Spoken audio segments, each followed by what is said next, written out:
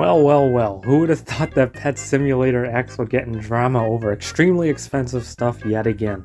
The infamous game has once again come under fire for things that most people say is way too pricey for the game's audience. Pet Simulator X is one of those games that's full of a bunch of kids and is usually seen as having a pretty young player base, despite the audience definitely being on the younger side. The game has a bit of a reputation of being overly monetized. Preston, the game's owner, is seen by some as the most greedy developer on Roblox for enabling gambling for children.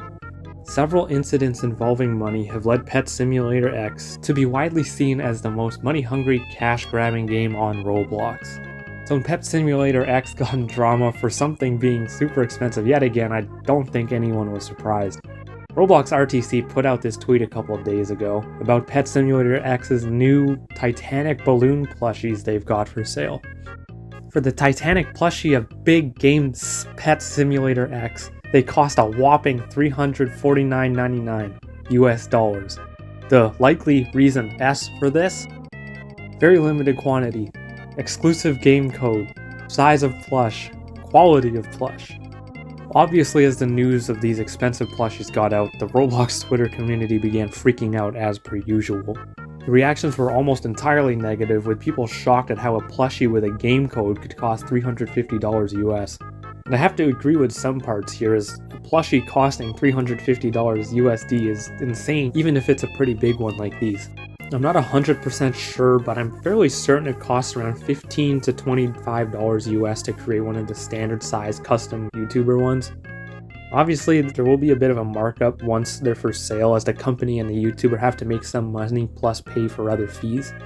I highly doubt $350 is even close to the production cost of this plushie, and the markup on this is likely massive. Even considering size and potential quality increases, this probably doesn't even cost half of $350 to produce. The price has actually already been dropped by $100, which shows how much of a profit $350 was, if $250 still brings in profit. Preston responded to the price change by saying the price wasn't final, so maybe this is the final price or it'll go up or down, who knows.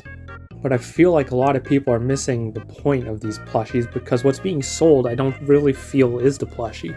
I feel the actual selling point here is the game code that gives some exclusive pet, not the actual giant plushie itself. Selling the exclusive in-game item off-platform for real-life money by itself is widely frowned upon and against Roblox TOS. I guess the plushie is here to be the face of the sale, which if that's the purpose, it's certainly working as everyone's talking about it. According to the TOS, you can't sell on-platform items for money directly or as part of a bundle, unless you're in some program. I assume Preston is in that program, which I again assume is probably just a small program for only the top earning devs. There's another point people are probably missing about these plushies, and that's who these are intended for. I highly doubt the target audience for these plushies and game codes are the typical children who play Pet Simulator X. These were probably made with YouTubers and rich/super dedicated players in mind, not a bunch of kids or casual players. Typically, things that are super expensive and super limited aren't intended for the general public, so I doubt these are too. But with all that being said, I still think charging $250 for a plushie that comes with an in-game item is ridiculously overpriced. It adds to the long list of controversial monetization tactics that are arguably predatory to come out of Pet Simulator X. It also goes against Roblox TOS, but only for most people. It sounds like Roblox allows a certain few to bypass that rule. Pet Simulator X is no stranger to controversy, so for this to happen is really no surprise, but that doesn't make this any better. Pet Simulator X YouTubers will still buy it and still promote a game that they recognize has pretty bad levels of monetization tactics. The overpricing and sometimes shady monetization practices that Pet Sim X uses will likely continue, so don't expect much change.